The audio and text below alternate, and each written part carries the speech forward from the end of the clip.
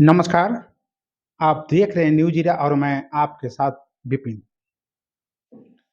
प्रधानमंत्री नरेंद्र मोदी इस समय तमिलनाडु के कन्याकुमारी में प्रसिद्ध विवेकानंद रॉक मेमोरियल में ध्यान कर रहे हैं। खास बात यह है कि इस प्रसिद्ध जगह में ही स्वामी विवेकानंद ने 1892 में ध्यान किया था। प्रधानमंत्री मोदी का यहाँ पर मेडिटेशन करना इस जगह की आध्यात्मिक विरासत की याद दिलाता है। इस जगह की विशेषता को जानने से पहले आइए आपको बताते हैं कि आखिर मेडिटेशन है क्या और उसे किस तरह से करना चाहिए। ध्यान क्या है? ध्यान हमें इतना सक्षम बताता है कि हम किसी भी चीज का प्रतिरोध कर सकें।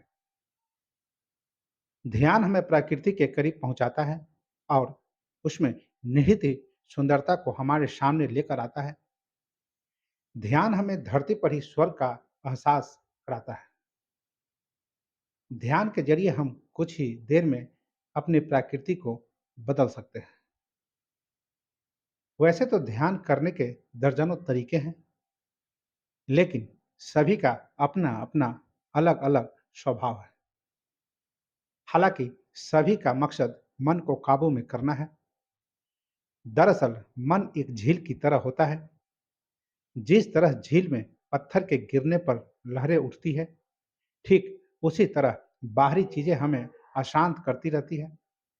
ध्यान हमें यह सिखाता है कि किस तरह हमें अपने अशांत मन को शांत रखना है। हमारा मन अक्सर यहाँ वहाँ घूमता रहता है। कभी हम लंदन के बारे में सोचने लगते हैं, तो कुछ ही देर बाद हम न्यूयॉर्क के बारे में भी सोचना शुरू कर देते हैं। ध्यान इस तरह के विलक्षण को ही रोकता है। जो भी लोग ध्यान करना चाहते हैं, बेहतर होगा कि इसके प्रैक्टिस के लिए एक कमरे को तय कर लें। पवित्रता का ध्यान रखते हुए उस कमरे में सोना नहीं चाहिए। उस कमरे में स्नान करके पूरी तरह से शुद्ध होकर ही प्रवेश करना चाहिए। उस कमरे में हमेशा फूल रखना चाहिए। साधना के लिए यह वातावरण सबसे उत्तम है। मन को पसंद आने वाली चित्र भी लगाना चाहिए। सुबह शाम धूप जलाना चाहिए। उस कमरे में न तो झगड़ा करे, न क्रोध करे, न ही अपवित्र विचार रखे। केवल उन्हीं लोगों को वहां प्रवेश करने दें जो आपके समान विचार रखते हों। प्रतिदिन कम से कम 2 बार अभ्यास करना चाहिए। सबसे अच्छा समय सुबह और शाम का है, जब रात दिन में बदलता है और दिन रात में। इन समयों पर शरीर शांत होने की प्रवृत्ति रखता है। हमें उस प्राकृतिक स्थिति का लाभ उठाना चाहिए और फिर अभ्यास शुरू करना चाहिए। यह नियम बना ले कि जब तक अभ्यास न कर ले, तब तक कुछ न खाएं। अगर ऐसा करेंगे तो भूख की ताकत ही आलस्य को तोड़ देगी। आपने देखा होगा कि हमारे देश में बच्चों को सिखाया जाता है कि जब तक वे पूजा न कर ले, तब तक कुछ नहीं खाना खाना चाहिए और कुछ समय बाद उसका स्वभाव वही हो जाता है। ध्यान में 3 चरण होते हैं। पहले को धारणा कहते हैं। इसमें किसी वस्तु पर मन को एकाग्र किया जाता है। उदाहरण के तौर पर अपने मन को गिलास पर एकाग्र कीजिए। गिलास को छोड़कर अपने मन से हर दूसरी वस्तु को बाहर निकाल दीजिए। ध्यान रखें कि मन डगमगाए नहीं।